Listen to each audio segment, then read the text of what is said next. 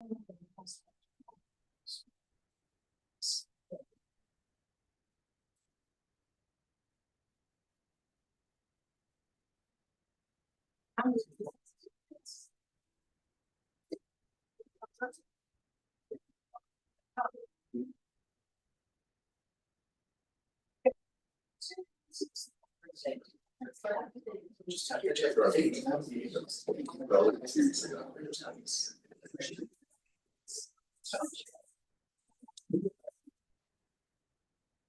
evening. I'm going to call the May 6th, 2025 Planning Commission meeting to order. Jennifer, if you would please call the roll for us. Commissioner Fott is absent. Commissioner Fedor. Here. Commissioner Heller. Commissioner Watermaker is absent. Commissioner Rhodes. Here. Commissioner Slater. Here. Commissioner Tev is absent. Commissioner Truitt. Here. Commissioner Villarreal. Here. We have quorum. All right, thank you. It seems like some of our commissioners could not. This is a very nice day out there. I was tempted myself. Before we move on to public comment and the minutes, I need a vice president for today's meeting. If someone would be willing to step up to that. I would volunteer to be vice president All right. tonight only. For tonight only. Your responsibility will be to move the staff motion for the report, which does not obligate you to vote for it. All right, there we go. In that case, is there anyone here to speak to the commission on something other than what's on the agenda? Anything that is not on the agenda, going once? Twice? All right, we'll move on to the minutes then. I think Commissioner Pryback, you have a motion for us in the minutes. Yep, a motion that we approve the meeting minutes for the Salem Planning Commission April 15th meeting. Very good. We have a second. I will second. All right, thank you, Commissioner Truitt. Any questions or any discussion on the motion? All right, Jennifer, if you call the roll for us, please. Commissioner Fedor. Yes. Commissioner Heller. Abstain. Commissioner Rhodes. Yes. Commissioner Slater. Yes. Commissioner Truitt. Yes. Commissioner Villarreal. Yes. I think the motion passes, right? We have 5. All right, motion passes. Let's see, I guess we're adding to the public hearing. You just want to take it away for us?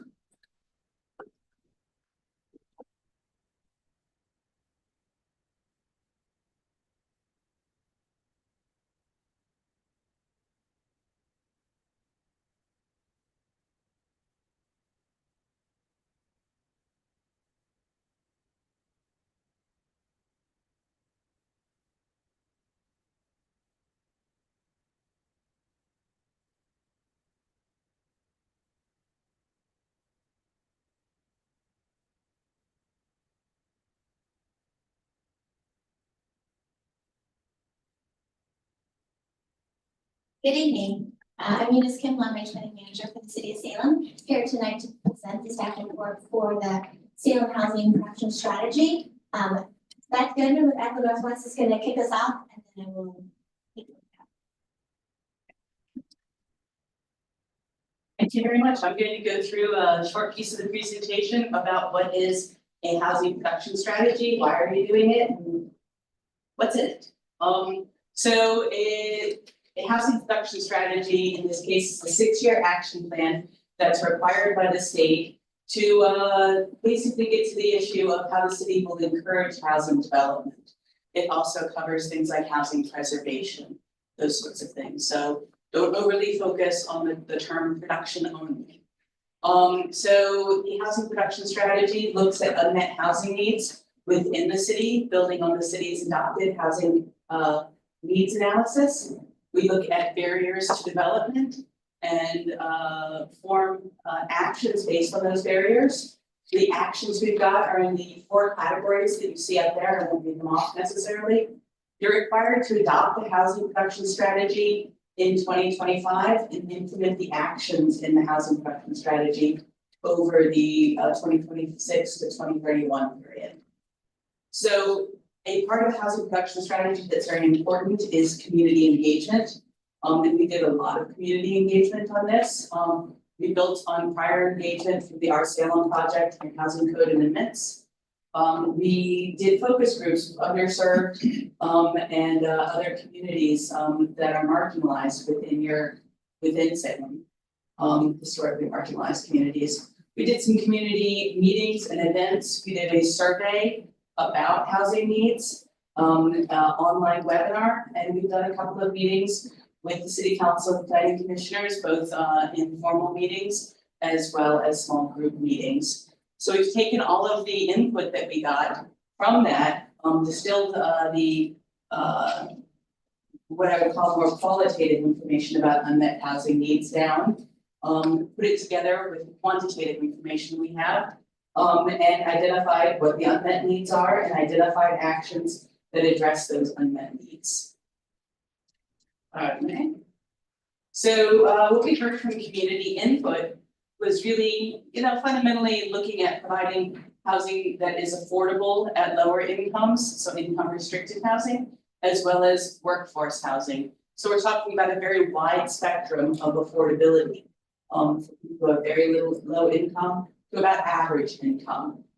Supporting home ownership is an important thing that we heard throughout the housing production strategy with the idea of building intergenerational wealth is an important piece of this, because that's how we do that in this country partially. Looking at the location of housing, so near transit and amenities, so how can you build more housing in places that have high levels of amenity, have access to transit, that's important for people who have low incomes as well as people who have middle and higher incomes. Supporting existing housing and making sure that people with existing housing, say if they need to rebuild their housing, can do so. There's one action about that. Looking at the gaps between landlords and tenants, where people may or may not understand their fair housing rights. And landlords may not understand what their obligations are. And so how can the city support bridging those gaps? And then providing broader variety of housing types to meet diverse needs. So like multi-generational housing for larger households, that need accessible units, so physical accessibility, single and ground floor housing. That's what we need in this case when we talk about a broader variety of housing types. So I think the next slide really summarizes the housing affordability problems that we're having. And this is true across the state, that between 2012 and 2022, household incomes increased by about $51,000, by about 51% in Salem. I don't know, it's not funny. Rents increased faster, 68% in Salem, and sales prices increased by 173%. So you can see that people aren't having income that keeps up with the increasing costs of housing. And that's the trend that you see across the state in pretty much all of our larger cities. So again, the housing production strategy is about more than building new housing. It's about increasing the opportunities for housing in mixed use areas, doing things like reducing greenhouse gas emissions, about affirmatively furthering fair housing. The state has rules that basically say that cities need to engage in affirmatively furthering fair housing. Increasing housing choice, especially for historically marginalized communities, so that there is a choice and quality housing available for them. Supporting development of housing options for people experiencing homelessness. That's a chronic problem that we see across our cities. Increasing access to affordable housing for home ownership and rental. And then increasing housing stability, so avoiding gentrification and displacement. Pursuing those same sorts of themes, looking at fair and equitable housing outcomes. So diverse location of affordable housing. So here we've got a map that shows with the little stars where you've got more housing that is income restricted and affordable. And it's generally concentrated more in North and Northeast Salem. So how can you disperse that more throughout the community? So have more affordable housing throughout the community. Increasing development of housing in areas of affluence. And so that may not be income restricted housing, that may be things like middle housing types, multi-generational housing types, in areas, that are high amenity where you have more affluence. And increasing, development of housing to meet the needs of larger households or for people with disabilities, saying that in a different way. And then again, avoiding gentrification and displacement. So the actions within the housing production strategy all go to those types of needs and are trying to achieve those goals when taken together and look across the other policies that the city has. I'm gonna turn it back over to Eunice to talk about specifics.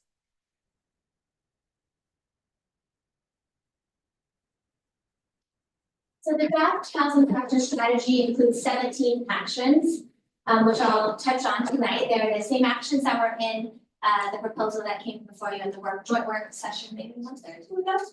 But the actions that are in the housing production strategy, by putting them in the housing production strategy, we're essentially saying that the city is committing to implementing them by 2031.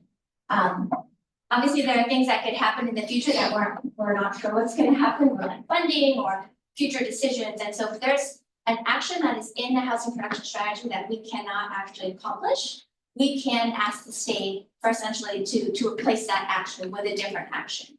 So we're saying just at this point in time, we are committed to working on all of these 17 actions. We can also do other actions outside, right? There's always new opportunities that arise, new things and new ideas we haven't thought of. It's not saying that we're committed to only these and we can't explore anything else. In fact, we're already exploring other things outside of this. But these are the 17 actions that we're saying we are committing to as a city.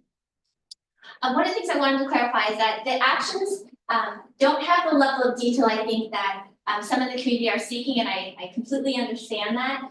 We've gotten a lot of questions about like what code amendments what changes would you make in the code? Where would a new multi-unit housing tax increment program area of new tip, where would that go? How big would the new URA be? And questions like that, which we have not yet at this point worked out. So if the housing production strategy is adopted, we would then work out all those details. Each action would essentially be its own project where we would engage the community, we would work with the development community to better kind of flesh out what those details are. Ultimately, most of these actions would go to city council for some sort of like adoption. So a new tax instead of a code amendment, for example, would go to city council for adoption. If the city council at that point said, no, we're not going to do those, we then again would go to the state and ask to do a different action instead. So we're kind of constrained by saying these are the things we're committed to, but there's obviously going to be some flexibility in the future where things are outside of our control. I also just wanted to add that there's no single priority. We've been asked a lot, of these 17, what's your top 2 or top 3? And there is no single priority or prioritization within the housing production strategy. We know that there's a broad range of needs, whether it's different housing types, locations, at different income levels, and there's not one that's necessarily more important than the other. Instead, what we've done in the draft housing production strategy is say, this is how we think we're going to try to implement them over those 6 years. And you'll see in a later slide that we are trying to push as fast as we can to do as many as we can. So now I'll get into the strategies. So the proposed strategies or actions really fall into 4 main categories. The 3 are really regulatory, financial, and land and partnerships, and then kind of an other education advocacy bucket. So I'm going to not walk through every single one, but I'll give some examples, and then we're obviously happy to answer any questions about specific actions. So the regulatory actions really focus on regulations. So our code, as an example, in our permitting process. What are the different ways that we can make it easier for development projects to make it through the process? One of the things we heard from the development community is that they're really interested in us taking another look at our code, for example, to see where those barriers are and removing them where we find them. We've been doing a lot of code amendments in the past few years, but this would be another look, again, at different potential changes. This could be to maybe middle housing, maybe some of our new mixed use zones, things that as over time we've kind of learned, perhaps that's not the right requirement, the right standard, the right regulation, and we would take another look at that. We have started on the permitting process and then improving the permitting process, and this would continue, we would continue doing that through this housing production strategy. I should say some of these actions we already started work on, and so essentially by putting them in the housing production strategy, we're taking credit for them and saying the state, they're not accomplished yet, and we're still working on them, so that's some credit. There's several financial incentives in the housing production strategy. There are things like new urban renewal areas or expanded urban renewal areas, new or expanded tax incentives, or maybe some changes to our fees. One of the newer ideas that we're looking at is creating a new urban renewal area focused on middle housing. Middle housing is something we started allowing here in the city in 2022. We have seen an uptick of that type of development, duplexes, triplexes, townhouses, cottage clusters. And this would say, are there areas in the community, maybe 5, 10, 15, 20 acres, where there are large lots that have the potential for more infill? Can we focus on those areas and give them an extra financial push to actually redevelop or infill with more middle housing? So that's would be a new project here through the housing production strategy. Our land and partnership actions are really about how do we support specific types of development. So can we support supportive housing, permanent supportive housing with on-site wraparound services? Can we support community land trusts, which is really a more affordable way of doing home ownership? Can we give land, buy land? Can we give money from our bonds? Can we give federal funding? So these are in some ways related to financial actions as well. And then we have some around education and advocacy. For example, there's constantly changing state laws and state rules, even at the local level, right? A lot of code amendments. Can we kind of pull that all together and create one place where people can find that information? And so that's something we want to do. And so it's again, in housing production strategy. The last one on this list is fund infrastructure improvements. We obviously fund infrastructure improvements now. This action will look at better kind of aligning what are the infrastructure improvements that would really open up land for housing? How can we coordinate on that? How can we prioritize that? How can we ask the state and others for funding on this? So it's kind of taking a focused look at our infrastructure planning with housing in mind. So we did a lot of evaluation of the 17 actions. You'll see many charts in the draft. We wanted to kind of make it easier to understand kind of how they compare against each other, even though we're not prioritizing them. And so we wanted to look, for example, at what is the magnitude of impact that these would have on housing production, because that's a question that we often got in the community throughout this process. It's challenging to say exactly the number of units that would be produced through a new URA or a code change. And so we tried to kind of say high level, low level, medium level magnitude. At the end of the day, it would really depend on how we implement those actions. So if we drew bigger boundaries for URA or we made more code changes, right, that would actually have a bigger impact than like changing one setback or one top. Generally, the actions that would have the highest impact are financial. It'd be the URAs, a new mutant area, and again, infrastructure improvements. As a reminder though, as Beth mentioned, we're not just looking at housing production, we are required to look at things like preservation, housing, fair housing, equity. And so some of the actions, while they may not look like a direct impact and new units on the ground, they help us either preserve or promote housing in specific locations. So you'll see a chart in your staff report and in the housing production strategy that says generally when we think we could implement these. We tried to push as many to near term and medium term, so the next 2 years or the next 4 years, that we think we could accomplish these actions given kind of current capacity, financial considerations. And so the only one that's really long term is this new middle housing URA, which again is a new idea. We need to do a lot of work on kind of figuring out what that looks like. And so if it says, for example, medium term, it's not saying that we're going to start it. In medium term, it means it will be in place. The code amendment will be done. People can take advantage of those changes. So everyone can kind of like this. So tonight we're asking for a recommendation from the Planning Commission to the City Council to formally adopt the housing production strategy. We will have a public hearing at the City Council, and then we would submit this to the state for their review. They then have to come back and approve it. So they can approve it with conditions, have different comments. Ultimately, we then, once it's adopted and approved at the state level, we would monitor. So there's a list of different ways we want to monitor each of the progress on each of these actions, and we would probably do that on an annual basis. And then we would, at the 4-year point, which is like our midpoint review according to the state, we would submit a report to the state that says, this is where we are on all of them. If at that point we haven't been able to achieve one of them, we would, pitch a replacement action. And then we do this all over again. So the state has us kind of on an 8-year cycle. The reason it's a 6-year cycle right now is that we did the Our Salem project, which adopted our housing needs analysis in 2022. And so our cycle was kind of pushed up. But we would do this all again with our next housing production strategy with new actions in 2031. So it's. So staff is recommending that Planning Commission recommend that the council adopt the housing production strategy. Thank you, Eunice. Are there any questions from the commissioners? I have one or two, of course. So what is our current production on these different categories? So if we look at, let's just call it like single family detached houses, kind of what has been traditionally kind of the bread and butter.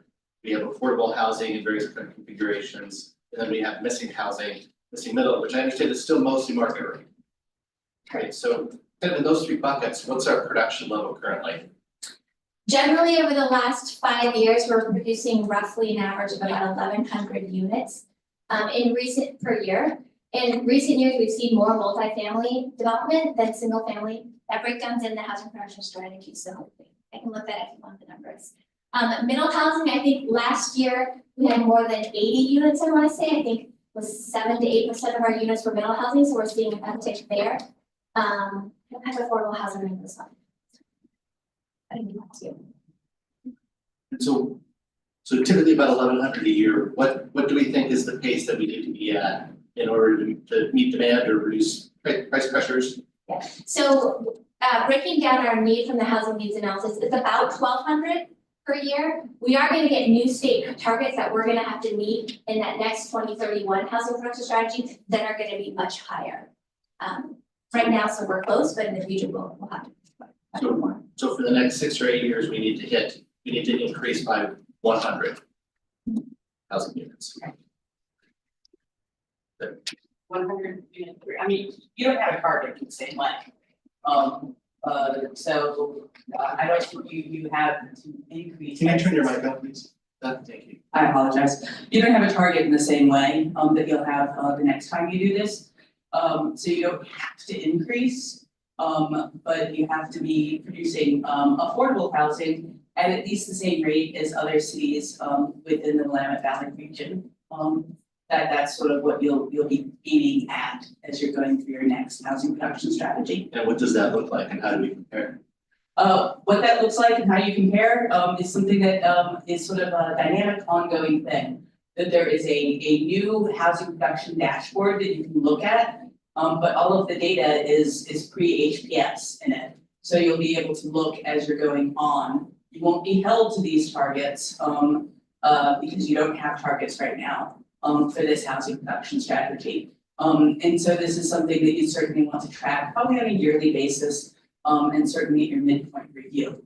But you need some years into this because if you imagine, if we went into, say, a recession and nobody was producing housing, so your peer cities, the other cities in the region are not producing housing, then the state can't expect any specific city to be doing better than everybody else because we have, say, a national recession or something like that. So I can't answer that question right now and won't know until we're closer to the time.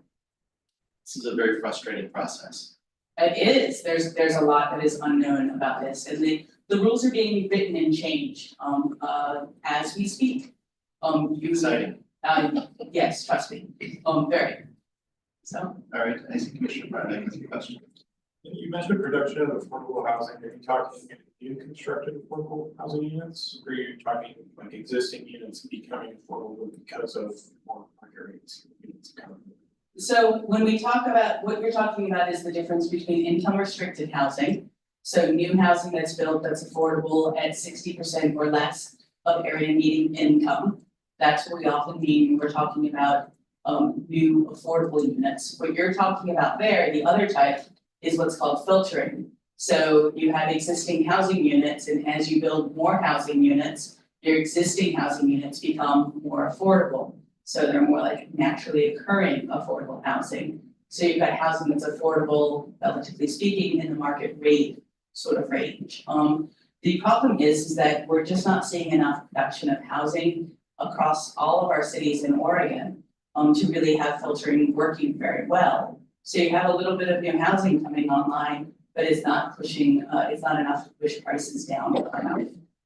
So that people are able to keep up with, income increasing at about the same pace as rent. So that's the illustration of what's not working.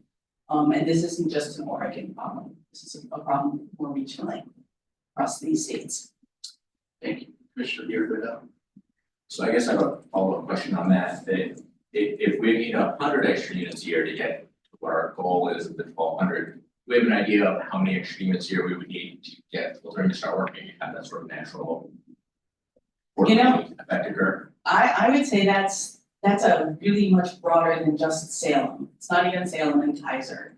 If you look at the whole Willamette Valley, from Eugene on up to Portland, if our housing markets were working better, in other words, producing enough more housing and not just in one location, then at some point filtering would probably start to actually be working. So if you think about the governor's numbers for number of units produced per year across the state, I think that is sort of the goal where filtering might start working. My colleagues who are economists, they're just not willing to commit at what point exactly the housing market becomes less broken.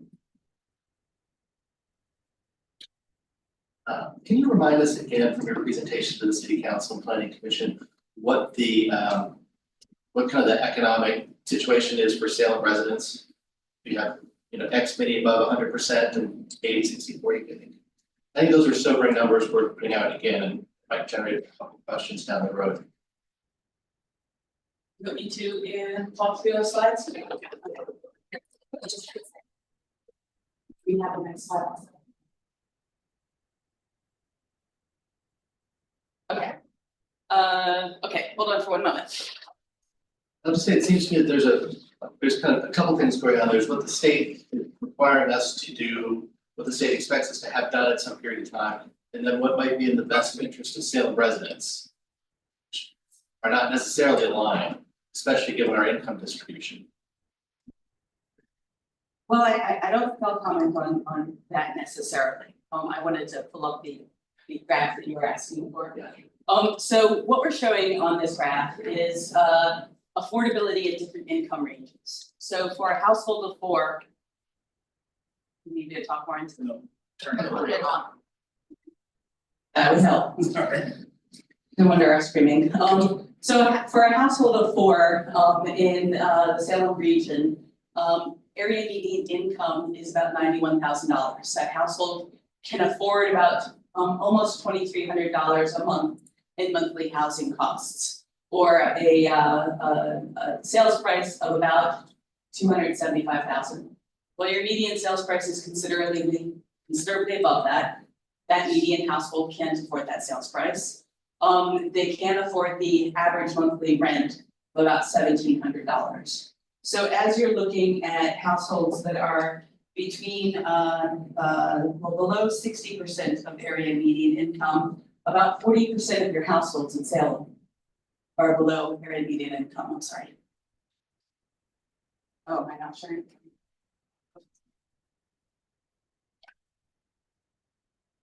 Last meeting, it didn't work for an hour, so you're okay.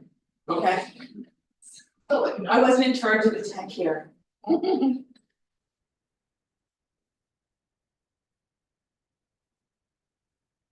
Thank you very much. So about 40% of your households have income for a household of 4, again, below about $55,000. They can afford about $1,300, $1,400 a month or less in rent. And so when you ask about different types of affordable housing, what we're saying here is these households are income restricted housing. So newly built housing that would be affordable to people with income below 60% of AMI is income restricted. It's essentially built by nonprofits, by the state, with state and federal funds. So when you start talking about market rate housing, between 60 and 80% of area median income, about 12% of your population is in that income group.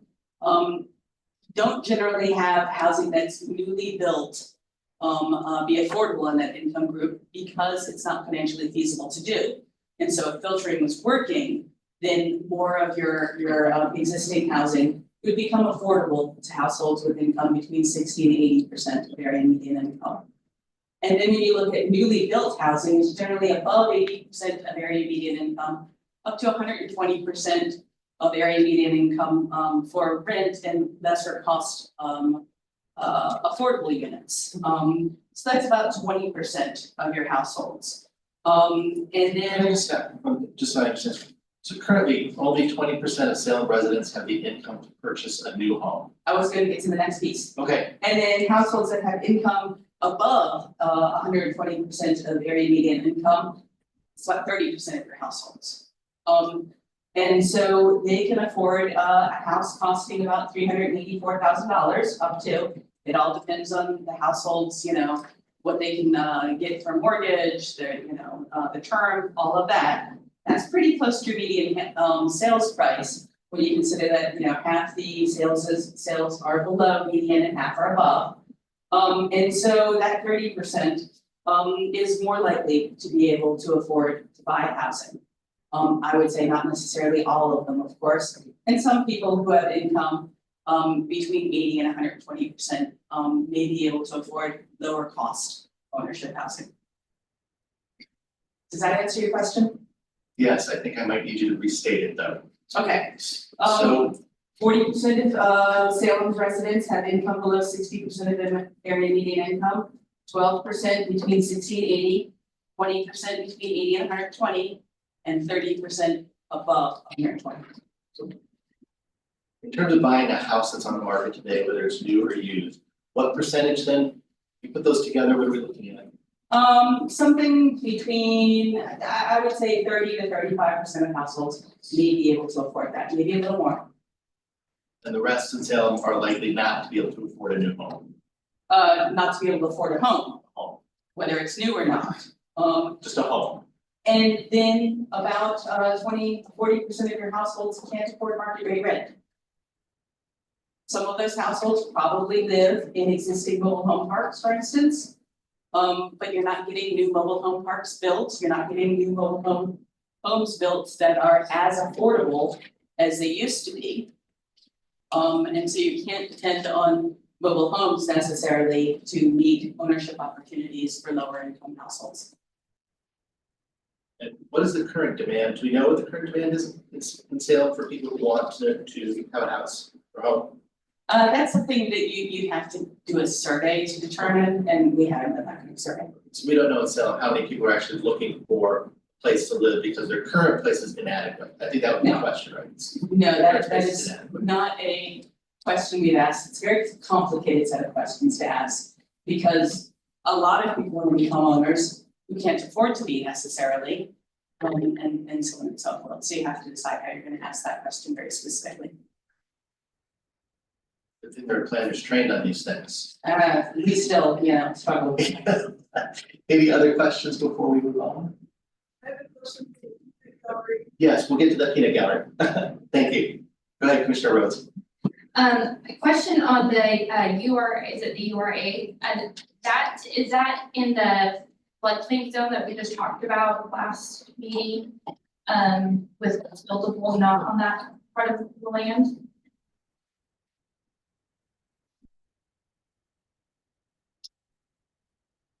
Are you talking about the North Waterfront URA? The North Waterfront? If the new URA on North Waterfront is in the flood, Where the item that we just voted on last time was regarding the floodplain zone and what's buildable and not. Is that part of this area?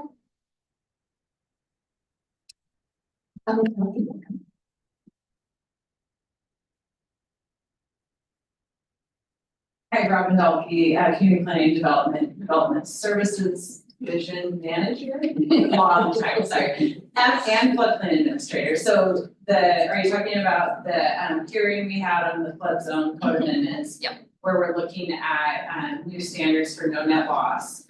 And so I don't know that I relate it to buildable or not, but there would be potentially some land in that URA area like along the Willamette, that it's in a buffer zone, they may need to look at flood storage, stormwater treatment, and limiting removal of trees.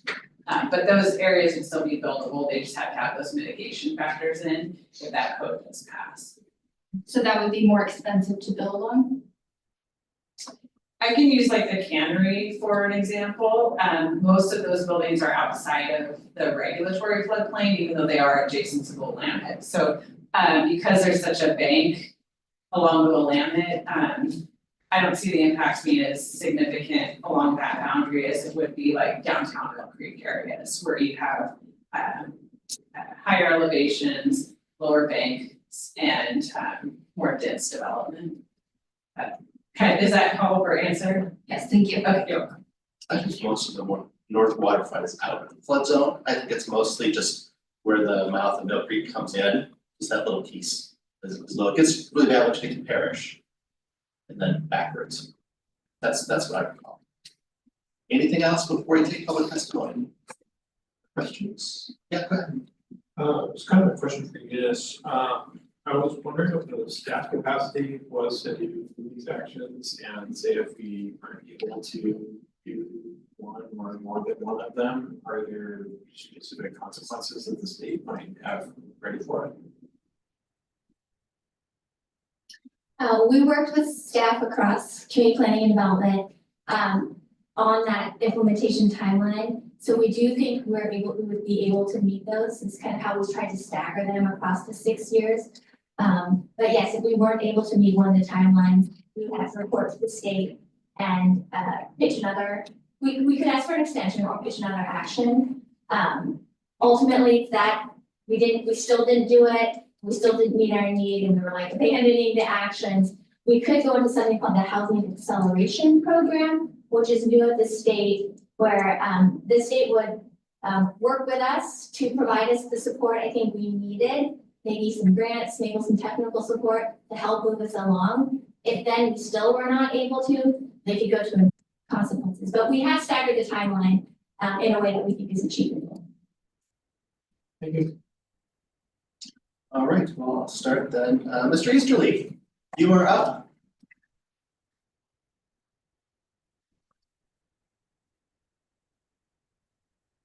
You have 5 minutes and keep an eye on the light, please. Thank you very much, President Slater and members of the commission. I'm Ian Easterly from Ward 8. I thank you for this opportunity to address the commission. My written testimony is in your packet, so I'll use my time this evening to encourage you to adopt the staff recommended motion, and B, to ask you to consider some of the questions offered in my written testimony. 1, which target population shall be the primary focus of the Salem HPS housing production strategy? 2, which of the Exhibit 7 list shall be the short and mid-term priorities and why? 3, how will focus on these priorities facilitate efforts to increase the number of target population housing units? 4, as a city, thank you. As the city of Salem prioritized each of the 17 Q to A strategies. 5, which Salem HPS generates the least long-term infrastructure liability. 6, which Salem HPS expenditure generates the highest investment return. 7, which of the HPS action items support affordable housing and the requisite unit production goals over the next 6 years? As the city of Salem identified a champion or leader for each of the top HPS action items. 9, will the planning commission recommend both a strategic HPS goal and an initial short-term strategy list? Finally, I invite the planning commission to provide answers to these questions as well as provide strategic recommendations to the city council. I am well aware what Ms. Kim provided to you in terms of giving you a positive outline.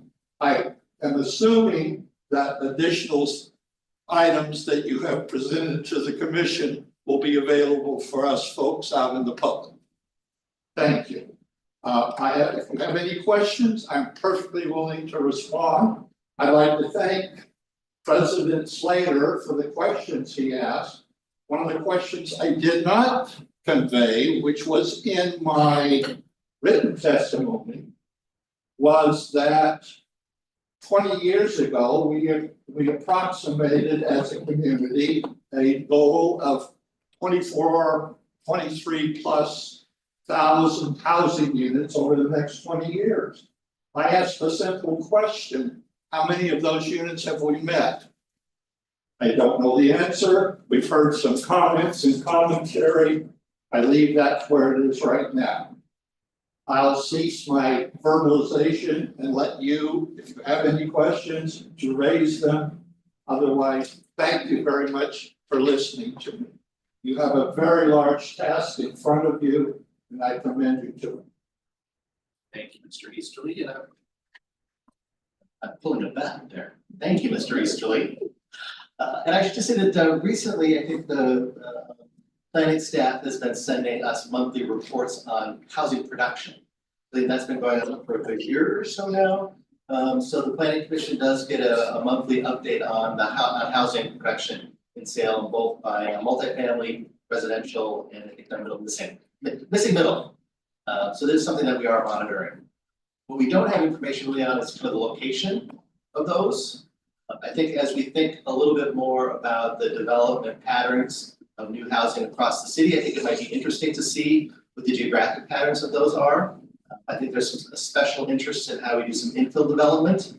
And I think we're not at this point able to monitor that.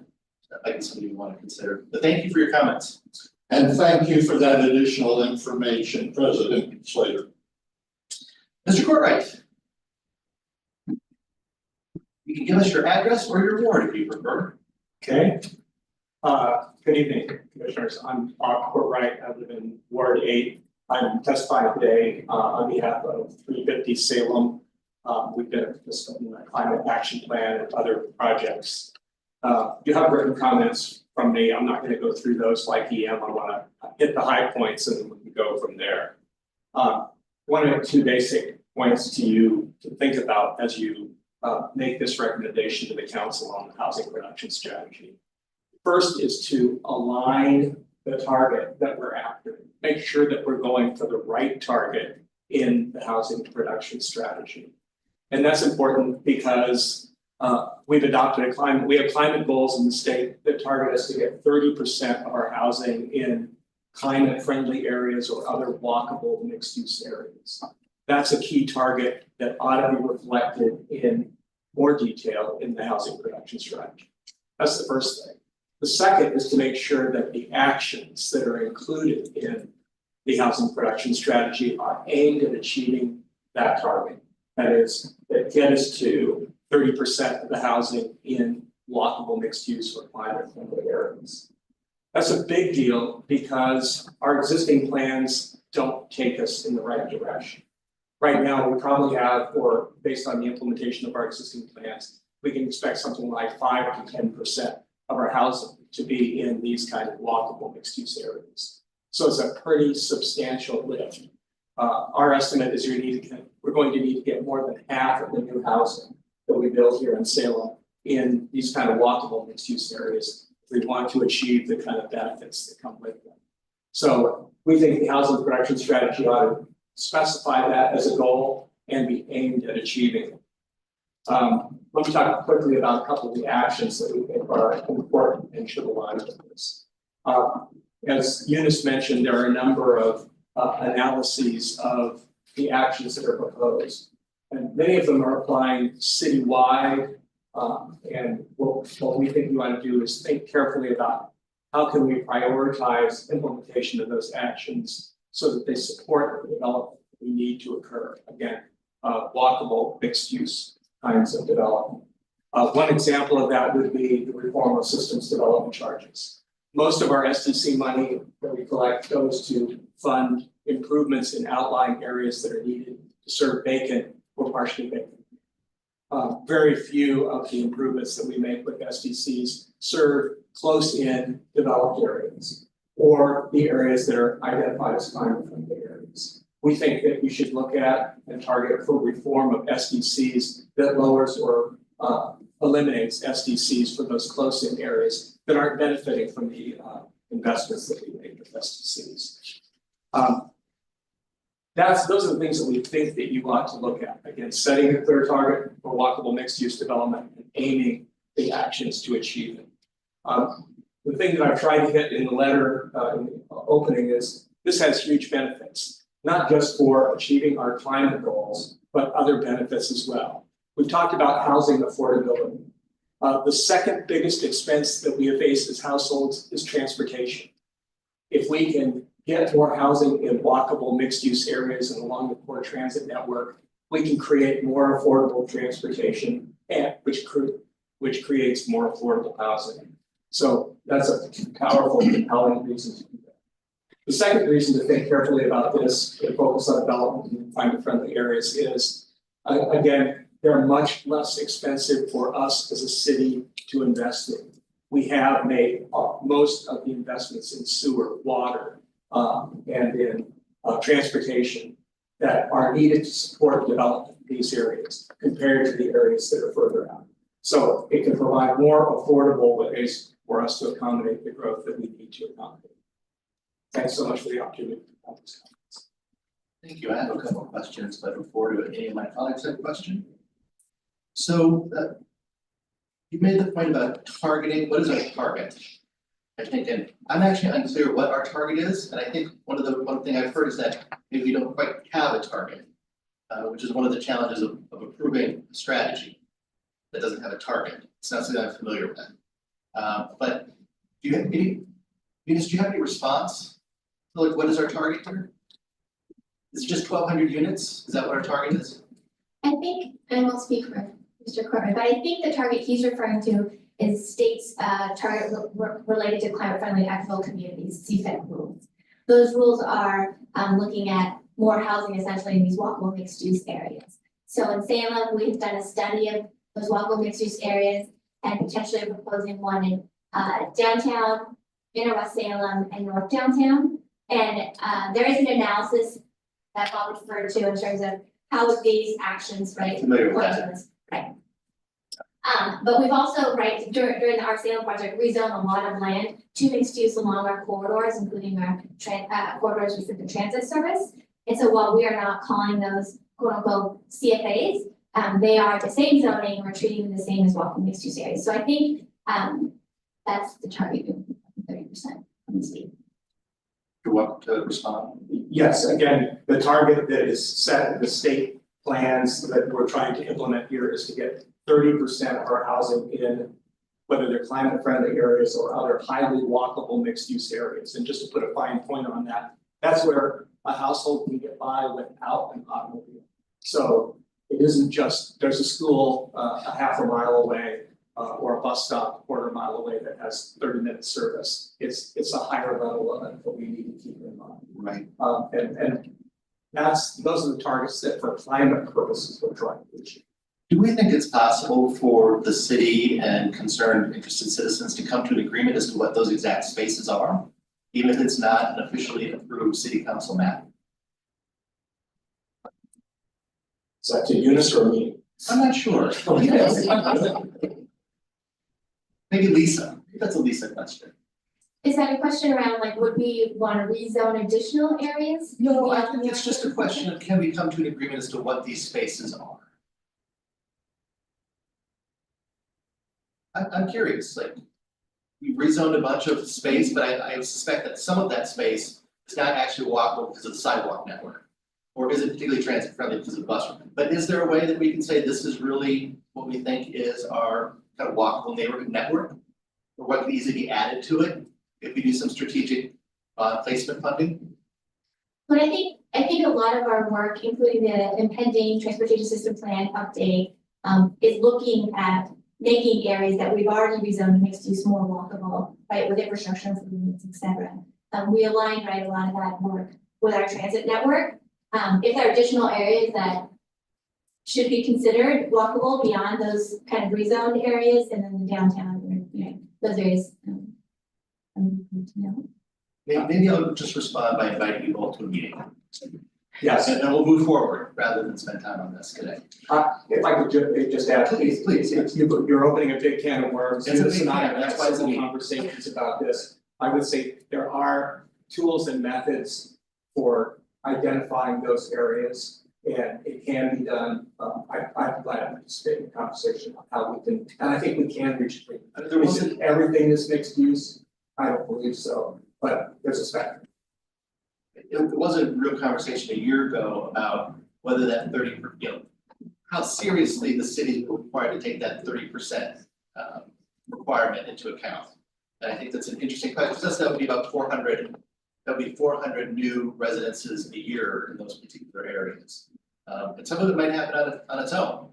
So it's an interesting question. I think to Mr. Easterly's point about monitoring, I think this is the conversation we can start having now, is what goals we set and how we monitor those. So thank you. Mike. Erdman, thank you, it just took me a moment.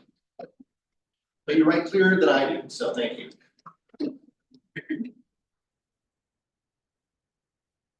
All right, I think I've got to press the button here to start the microphone. Here we go. All right, good evening, Commissioners. Mike Erdman with the Home Builders Association of Port Thomas. I want to start by thanking staff for the hours that went into developing Salem's first housing production strategy. The menu of programs that outlines the urban renewal areas, tax incentives, supplemental assistance, and the like, are well intentioned, very much so. But until we confront the structural reasons that it costs so much more to develop and build in Salem and in Oregon than it does in so many other areas of the country, affordability is going to continue to become more and more out of reach for families in the region. And I just want you to think about the cost of a single family lot in Salem. What we're seeing this spring is that the standard lot in the subdivision is about $200,000 right now, just for that bare lot. Of course, by the time you pay your SPCs and your building permit, you're at $225,000 for a 4-unit lot, a single 200. You go back and you look at the document that you have and some of the numbers you touched on earlier, and 52% of families in Salem are at or below 80% AMI. And even at the top end of that range, they can afford, I think it was $219,000 for entitlement. So in other words, the dirt alone under that house already exceeds what most of the families in Salem can afford to pay for the first product. And it's a sobering number in the US. So the question is, why is that? Because it doesn't cost more in Salem or Oregon to buy lumber or to hang drywall or install flooring than it's also in the country. What does cost more is getting land ready for a house that is on top of that. Getting land ready for the materials.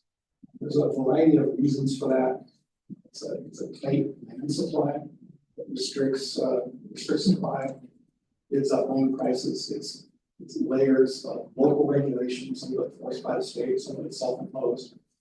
Tree ordinances, for example, some parcels economically unviable, subdivision design standards, and all. It's a land use approval and permitting process that quite literally does take years to get through the process. It's much longer than it takes in other parts of the country. There's a recent example, it's a refusal by the city to take advantage of recent state legislation that would have allowed developers and builders to seek mandatory adjustments. Needed those kind of adjustments to make a project work. And so all of those steps may have been adopted for a well-intentioned purpose, but cumulatively they're choking housing affordability in Salem. It's not limited to Salem, it's a statewide problem, frankly, it's a West Coast problem. Of course, there is a strategy in the document titled Reform the Zoning Code to Support More Development of New Housing, which certainly seems like that kind of addresses the need for regulatory reform. But you dig into the document and you look at the language that describes that, and a good chunk of that talks about the need to incentivize and mandate accessible design and universal design. So it scares me that in the very strategy, when we talk about regulatory barriers, we're actually talking about adding more barriers. And so it gives pause, and I'm fearful the commitment to reforming regulatory barriers isn't as much as it would be needed. If our zoning code and our permitting timeline adds literally tens of thousands of dollars and more per unit, the most powerful tool available to the city is the one that really costs very little. And that's to modernize the code, modernize design standards. It's reduce those regulatory barriers, it's streamline approvals, work to expand the land supply so that competition, not scarcity, sets prices. So I guess my urging for all of you, my urging for the city, is that we really place regulatory reform at the center of our housing production strategies. We need to do that because that really is what's causing housing to be unaffordable. Why are we different in Salem, Oregon, than so many other places in the country? And it's our land use system, so that's driving. And I'd say too, that if we're unwilling to take on those root causes because our existing processes or our protections feel too important to touch, then really what we've implicitly said is that housing affordability really isn't that important for all. So just encourage you to reflect on that, to think about it, and to make regulatory reform a centerpiece of what we're trying to do here to boost more housing production. So appreciate the opportunity to speak before you. Happy to take any questions. Any questions? I, of course, have one or two. Okay, so Mr. Erdman, my thought, and I realize that people can certainly disagree with this, is that the full cost of producing a single family house or any house has a set of unintended costs that aren't captured in the price of sale. So for example, we have to provide sewage, we have to deal with stormwater, we have to deal with CO2 production, right? So when you build a house, you're creating this kind of this long-term cost that isn't captured by the person who buys that house. Some of the cost of production of that house is passed on to the public, either in terms of problems like climate change or just long-term costs like infrastructure repair. So what's the appropriate, I'm really curious as to how do we price a house so that the public does not pick up a portion of the cost of that house? Sure. And I think when we talk about some of these regulations, particularly like I noticed in the comment you talked about stormwater. It's a good example. So how do we deal with those problems during the production? Sure, it's a complicated question and it's a complicated answer. But I guess what I would say is that, as I mentioned, the regulations we have are well intentioned, there's no question about that. But we have to recognize that what we're doing is killing affordability. And so we need to find that balance between those kind of protections while recognizing that all of that drives affordability to a point where many people can't afford homes. So that's part of it. Trying to think back to the earlier part of your question. I may have lost my train of thought, but I mean, that's, I guess in a broader sense, that's really what we're asking, is we've got to balance that. I think to this point, we've been weighted a little, more towards the protection side and not considering so much the affordability side. Here's what I have been thinking, and again, I could be wrong, it's not my area of expertise, is that the cost of single family house production in part has been subsidized by taxpayers. And now we're having a problem paying taxes. So I'm just wondering again, how do we, someone has to pay for the costs, and someone has to pay for externalized costs. So if it isn't done in production, then it's done through the tax system. But right now we don't want tax, and our current tax system can't meet our current situation. So what gives?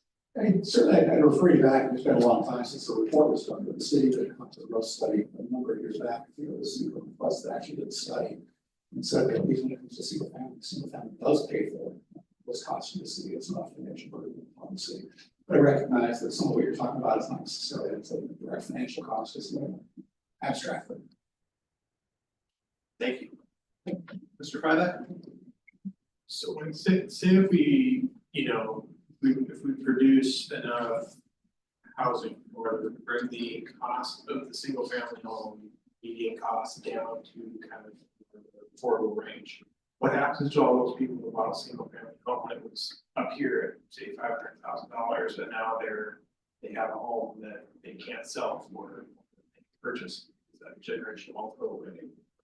Sure, and that's an issue, but that's part of the trade-offs, and hopefully at least it's the point where that rate of acceleration is not been where it has been in recent years, where there have been times in the last 5 or 6 years that we've been approaching 20% appreciation per year. And certainly to slow that down, but we've got to bring the cost down.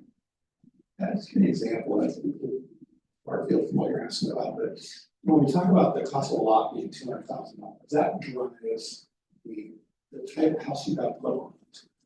When you're buying a lot for $200,000, you can't put a 1,200 square foot home on that. It just get more praise. It forces you to put a bigger home. And so if you could buy a lot, for example, for $75,000, then yes, you can put a 1,200 or 1,300 square foot home in there. Like we used to build, say, back in the 70s or the 80s. It's a different type of home that can be built based on prices you're paying for the underlying dirt.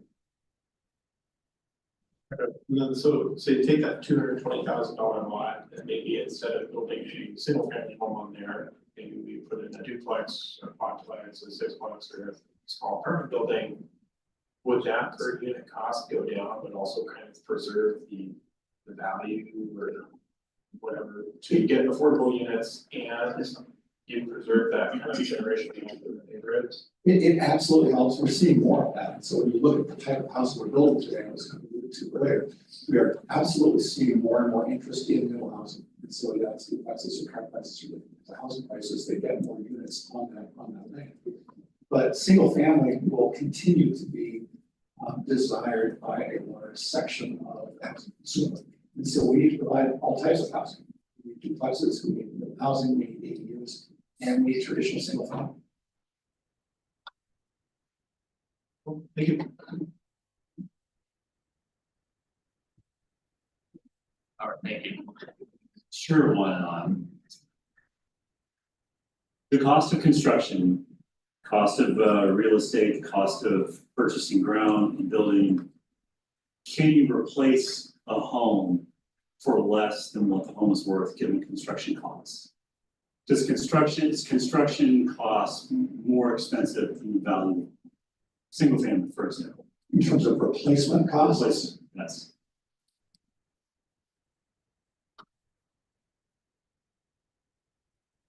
That's a good question.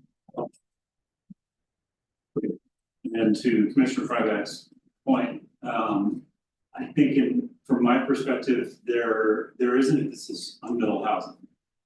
But in my experience, there's been a challenge justifying that expense in middle housing, the cost per door, if you will. And are we seeing middle housing because those additional doors are generating enough revenue to offset the cost of development, or is that an impediment to development, in your opinion? I think we're seeing more middle housing because it's getting price points down to a level where folks can afford it.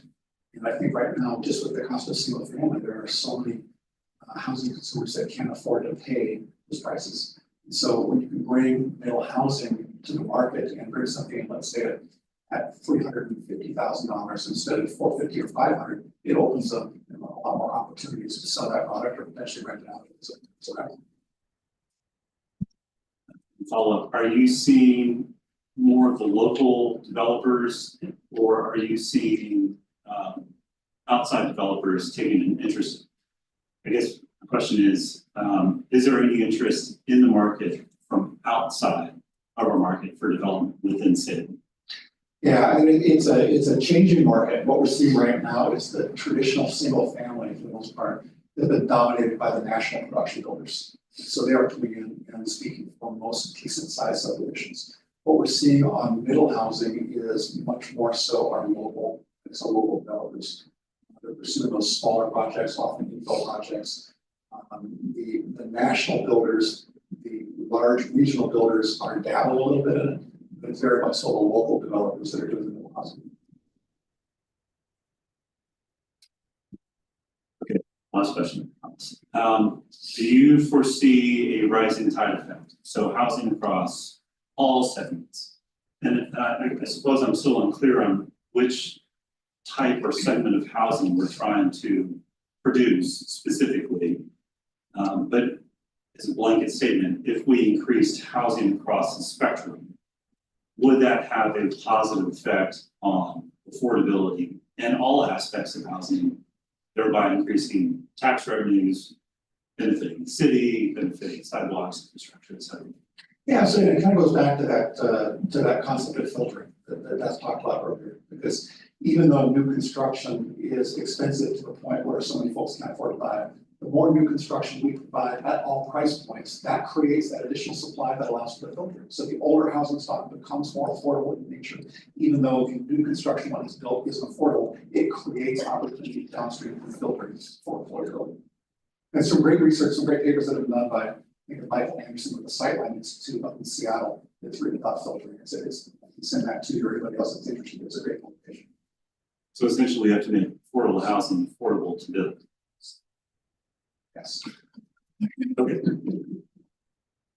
Mr. Erdman, thank you, and I want to apologize for a little bit of an aggressive question. I don't mean to imply that you and your industry are not in a tight spot. And some of that tight spot helps not just from the external environment, but from city regulations. So I do recognize that, that's a worthwhile conversation. It just was an opportunity for me to kind of get at something that I have been trying to figure out, which is how do we really pay for all of the externalities that we have. So thank you, appreciate your input. Absolutely, thank you. All right, Mr. Wade.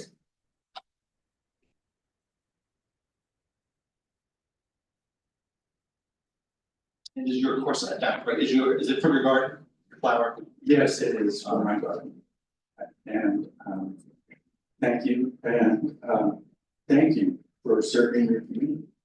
And your efforts have helped build a lot of homes in Salem, a lot of apartments and things, and also a lot of homes for very low income people.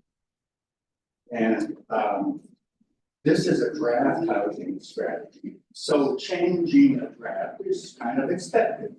And the housing strategy should be a housing strategy. How do we house everyone in Salem?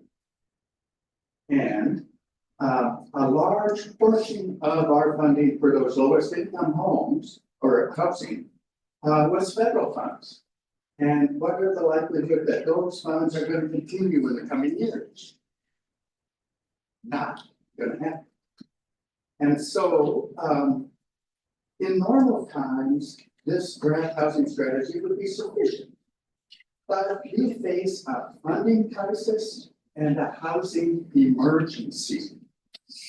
We have thousands of people in Salem that are homeless. The PIP count that was done this year said 44% of those people they counted were homeless for the first time. That would indicate that next year it could very well be a lot worse because we're not going to have the federal funds to help support those people.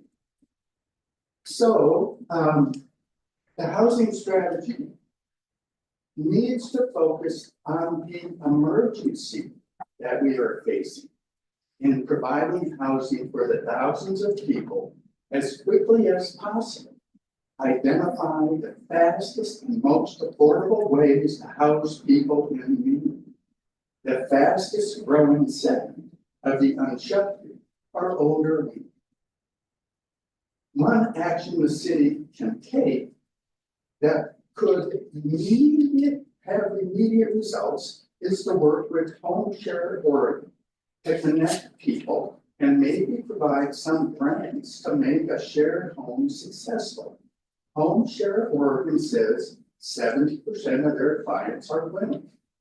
Some small home improvements, such as adding a ramp, could allow people to stay in their home or to share their home.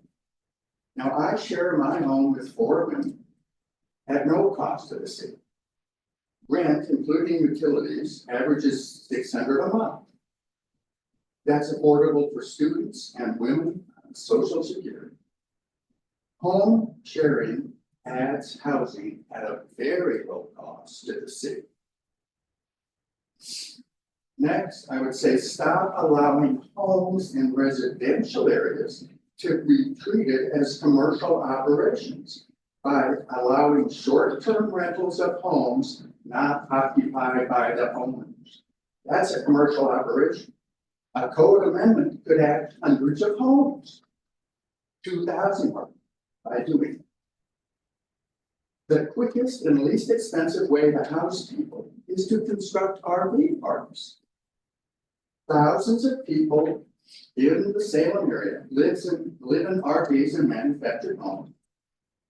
And RVs trailers are the starter home and maybe the final home for many people because it is the most affordable housing you can have. The draft strategy supports keeping existing manufactured home parks, but does not mention supporting creation of new ones. And if the city used their $10 million low-income housing bond to buy land to construct RV parks, we could start moving people out there this year. So please focus the housing strategy on solutions to our housing emergency. Thank you, Mr. Wade. Lisa, do you have any comment? What is the position of rental houses here? I mean, in terms of like second houses of rental operations? Like short-term rental, like Airbnb? Sure, so we allow those in single family, and commercial zones. And we haven't been, active in pursuing folks that don't have a license, until 2 months ago. So we do have a third-party vendor. We are starting enforcement. There's about 300 people that show up daily on Airbnb, VRBO, et cetera. This third-party vendor scrubs them daily. The majority of them that we're seeing so far are not full-time vacation rentals. So most of them are people that own the house and live there, and then they rent out like the house when they're gone. And stuff, so it's not necessarily taken away from the housing stock, but we haven't evaluated all 300. We're sending them letters in a smaller batch so they don't overwhelm us when they come in to see if they can get their license. So we will probably be through like the 300 kind of the letters and talking to everybody by fall. And then we plan to report back to council what we found. Obviously, is people are getting their license, but the council's interested to know how much of the housing stock is being used and if they should make any sort of legislative changes by the date first. And do we have any survey information on how many houses have remained vacant for a long period of time? We don't have any information like investor properties or bank-owned properties that are just sitting on their books. That information isn't really readily available and not really reliable in the long term. So we haven't brought that information in. Thank you, Mr. Wade. And I believe we are out. Ms. Hollywood? Hollingsworth, there we go. Not as glamorous, but just as good.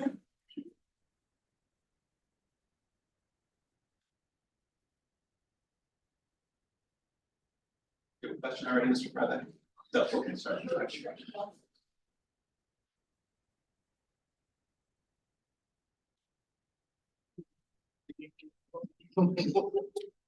Long out according to my wife.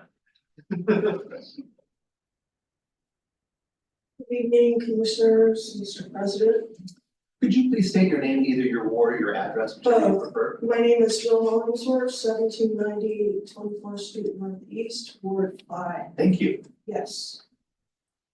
I'm here tonight to express a little bit of frustration with the city.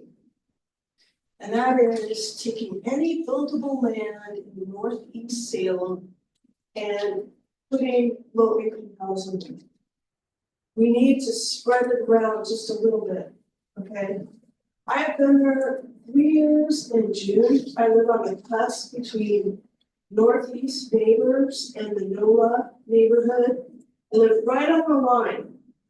So we're talking about single family homes on one side and some apartment buildings, mixed use, single family homes down the road. Moved here 3 years ago. I've never had so many problems with housing. First, I moved into the house, there are 6 cottages behind my fence. And I couldn't have better neighbors. They're wonderful. Disabled folks, low income, they mind their own business, they're quiet, there's no problem there. The problems first emerged with an address of 2445 Market Street, which were dilapidated cottages to the right of my back fence in her backyard. And so what has happened over the years is that we've had several incidents, including a time where I opened my sliding glass door to my backyard. There was a police drone on top up above, and there were police officers with guns to my left coming into my backyard. My shed door was open. Somebody had broken into my backyard. They were looking for him. He had just robbed a place. And they got into her hot tub, my next door neighbor, and closed the lid so they couldn't find him. Eventually, he just got away, but he left his cell phone behind, and they caught up with him. These are the kinds of shenanigans we dealt with. Okay, those dilapidated cottages have brought drug dealing, all kinds of crazy stuff to our neighborhood. And in addition to that, the city wants to build more of these types of housing units in our backyard. They want to take out the cottages that are behind there now, displace the people, fit in 26 to 24 units in a space that should not contain that much housing. Northeast Salem is a recipient. There is any buildable land there, it seems like the city wants to build low housing. Yet South Salem has, the Pringle neighborhood and greenhouses, all this other stuff. I mean, why are you coming to us with this stuff? Why not spread it around them?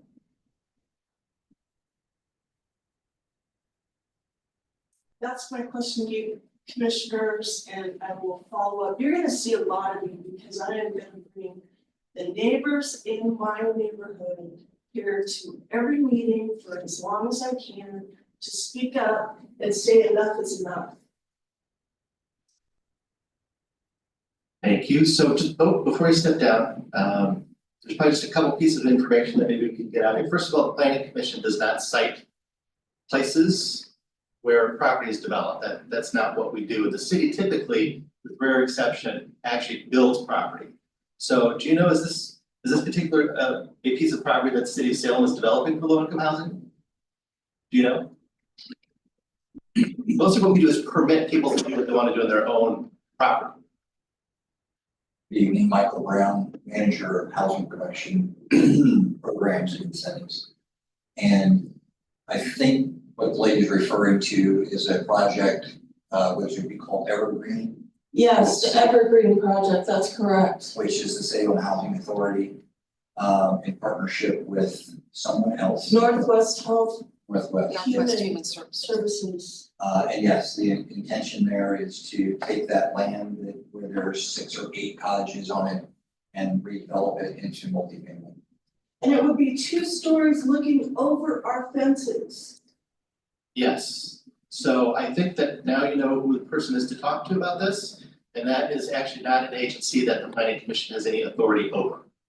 But now that you know each other.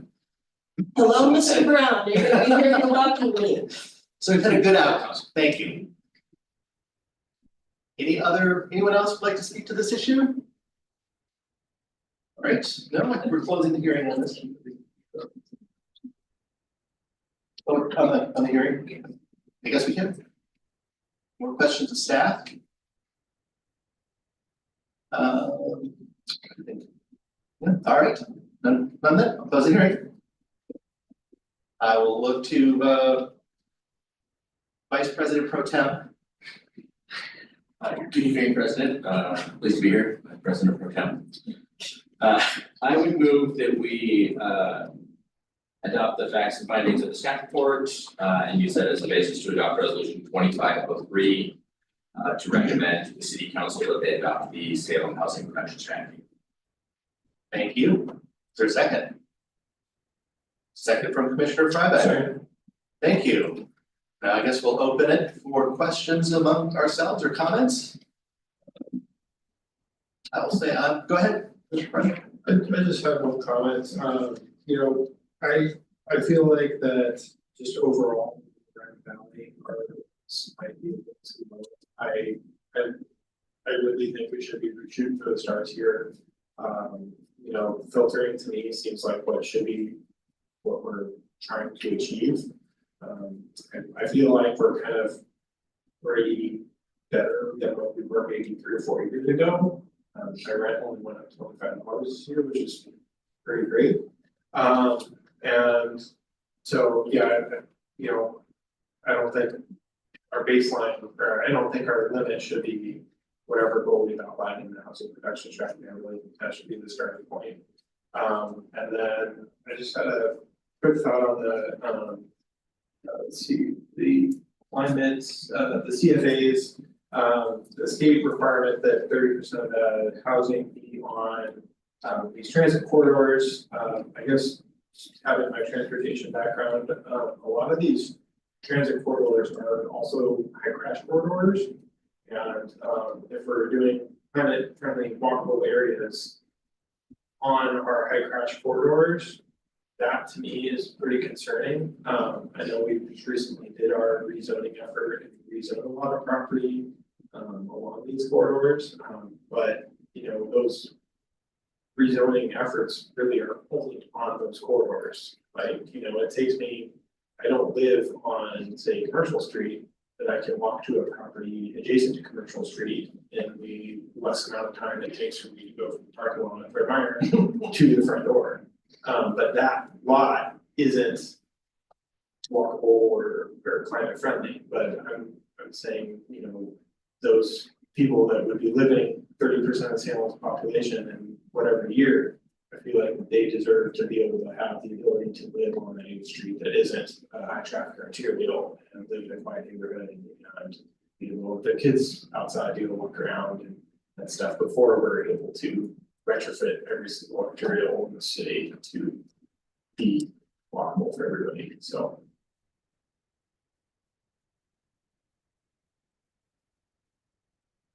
Thoughts? Mr. Drew? Yeah. I still struggle with what type or segment of housing we're trying to encourage. I know that across the board, it's obvious that Salem is in a housing crunch, we need housing. I think there's such an emphasis on affordable that we may potentially be overlooking other segments of housing that also support and bolster affordable, but I'm still a little bit unclear on what exactly it is, other than just housing we're trying to encourage. And with all the uncertainty that we're experiencing within the city budget, the state and the national spectrum, I'm concerned about our ability to afford this. I think simply put, can we afford this? Can we afford the long-term investment if the status quo continues? And a portion of me feels like housing, walkability, climate friendly, and affordability, those are all needed things, but those are all vastly different segments that individually on their own have unique and individual precedence over each other given certain circumstances throughout the city. As it was brought up, there are vastly different neighborhoods throughout the city. So I just lack the clarity at this point to really be fully on board. I think there's still a lot of uncertainty and questions out there, at least for me, that I'm struggling. Other thoughts? I kind of want to look back at what Mike said during his testimony. I agree with him that I feel like that the code reform and changing how we permit structures or do whatever, I feel like that is going to have the best return on investment for the city. Just because of how cheap it's gonna be and how much easier I feel like it might be able to build structures in the city if we reform our code. And I guess maybe the way I'm looking at it is some of these other strategies are accessory to code reform. And if we're not able to achieve some of those, we can swap out more affordable strategies, if we're not able to achieve them. Yeah, let's go with else. Commissioner Rhodes, please. I think my biggest struggle is just looking at the report and the potential impact on housing. Just with the 17 action items, only 2 of them have a potential high impact on housing, and the majority are low impact, which it's a lot of work for not much impact on our city. So that's my big struggle right now. Yeah, I guess I share your struggles on this, and I feel like we're caught in a little bit of a bind because once again, we're dealing with the state mandate. And I don't know, how, I don't have the authority to reject a state mandate, we'll try them, this doesn't work. I mean, my inclination on this would be to vote no, and to ask the staff to do more. I personally would like to see a little bit more of the targeting that people have been talking about. What sector, what's the best impact, what's the cost? How does that fit in and triangulate with our other goals? And then what we have right now is just kind of a big, let's make the state happy list. That took a lot of work. I don't mean to demean it, but it doesn't to me look like a plan. And to me, a strategy, you pick goals and you put your bets on the goals that you think are going to give you what you need with the time and the money that you have. And this doesn't mean to me look like that. So I guess my inclination is to vote no on this and ask the staff to further refine it. I also think that perhaps some of the 17 lists can be rethought. I don't think there's a chance that we're going to put into subsidizing rental housing. Just with our current financial situation, I don't think that's really much of a starter. And I also think that the North Waterfront property is a very high priority. It may just be something we just want to move ahead independently of everything else and incorporate it into this at a later date. So that's where I'm at. Commissioner Villarreal. I guess I feel kind of similarly. I would look to see priorities. I know there's a timeline of what we can do sooner versus later, but and this was a tremendous amount of work and a tremendous amount of reading, but it does also just kind of feel like the sort of summation of it is just do better. It's like, well, yes, I totally agree, but I think everyone else here thinks this, but like how? Like what exactly are we gonna do? And I know that this is still the early phase and the details are getting worked out, et cetera, but all the feedback from the testimony and my own thoughts is I would just like to see a little bit more clear plan. I want someone to break it down into like several things. So I'm like, oh, I get that.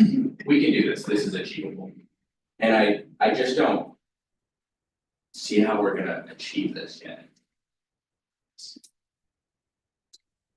I also find it too vague. It's just, okay, so what are we going to do? It's just not specific enough, although it was a lot of work and I'm really grateful for the staff. But I'm going to vote no.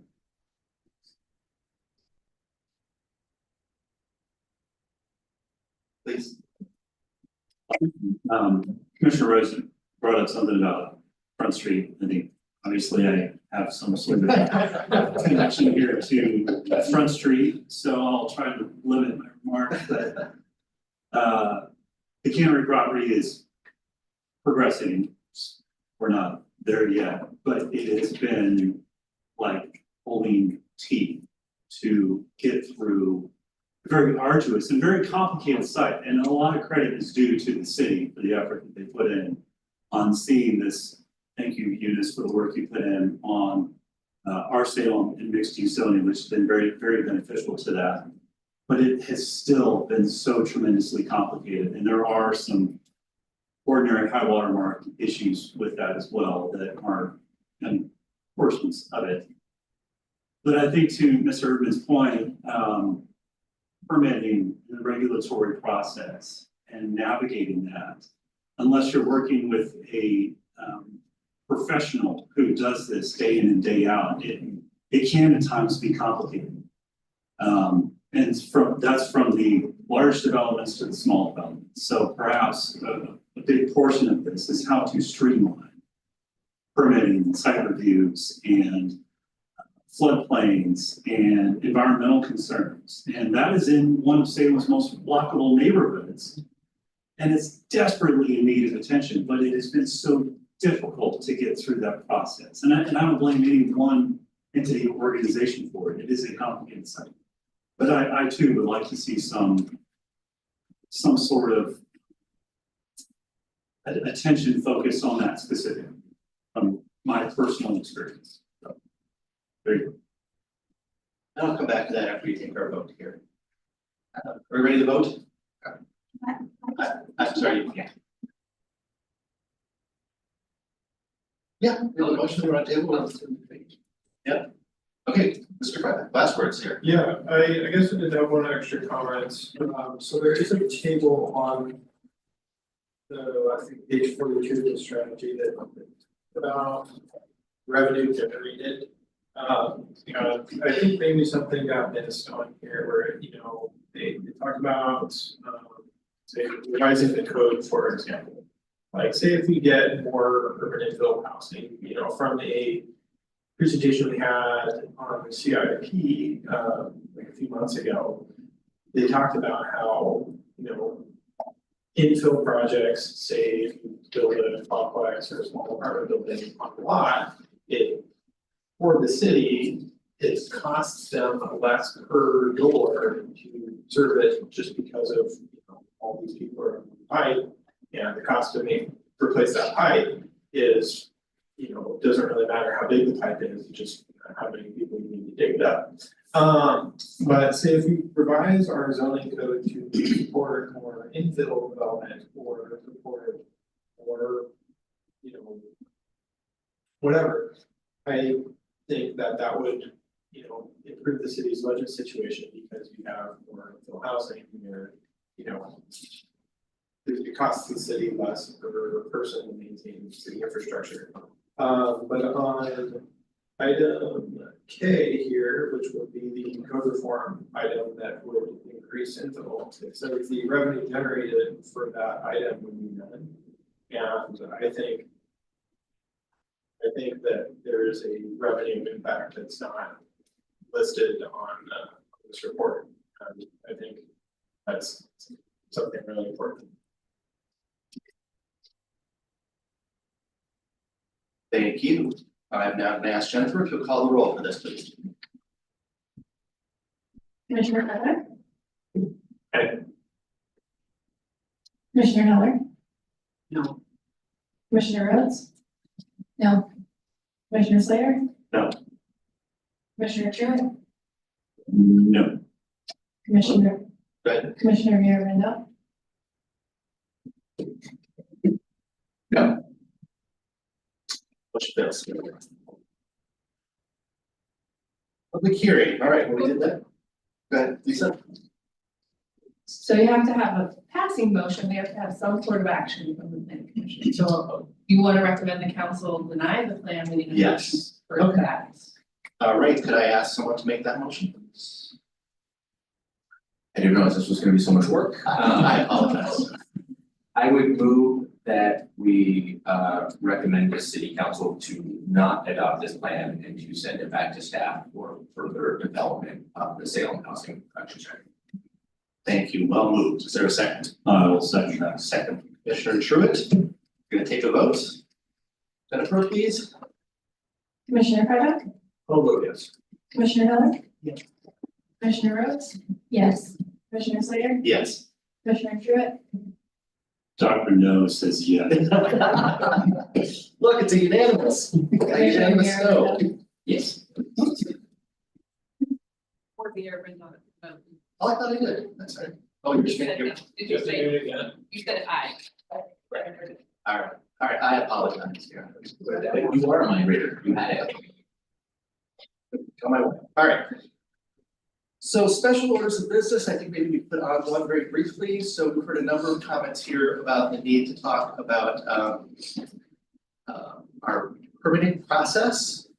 I think that maybe is a recommendation that we need to make, is that the city through some mechanism, and I don't know what that mechanism would be to create some sort of probably multi-stakeholder task force that looks at our permitting, I don't know, but with the look at the permitting issue. I think we've heard it now a number of times, and from both outside the commission and inside the commission.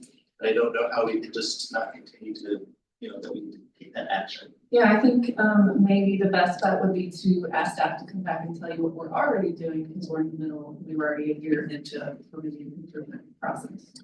Let's start with that. Ms. Robin Hockey, I'm sure we'll be happy to come back about it. So with that, then what do you expect to talk about? Maybe next month we need to work on scheduling. So I guess it would be great, I think maybe we could do it before like the end of summer. That sounds reasonable, we still have some time this year to take action if we think we need to. Right. You're up again.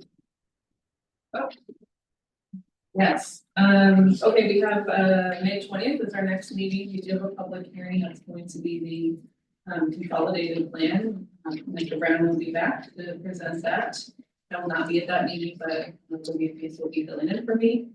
And then we don't have any items for June 3rd, and I don't know if maybe we want to cancel that. That is the week that we as staff are moving out of City Hall, and we've been told to work remote the entire week because we'll be moving all of that stuff. And May 20th will be our last meeting in this room. And we're currently planning to be in the Anderson rooms going forward, but we're looking at other options because there's a lot of rebuilding. Well, the library closes before we would be done, and Yeah. so for people, if they sit for 1 year and then want to leave, the building will be locked, so unless I jump up and take them out the elevator down the front, then they have to go out the back, and then they're just in the dark. Says a nice building. It's not really set up, there's no room big enough for public hearings. Okay. So we're looking at maybe the community room at the police station, we're going to tour next week, so we're just trying to find something. Or maybe allow us to run. So we're still trying to figure that out. We might bounce around during the next 2 years, but anyway, just wanted to mention, we don't currently have any items for June 3rd. They can't think that would be our preference. Comfortable doing that, is everyone else all right with that? All right, we're canceled.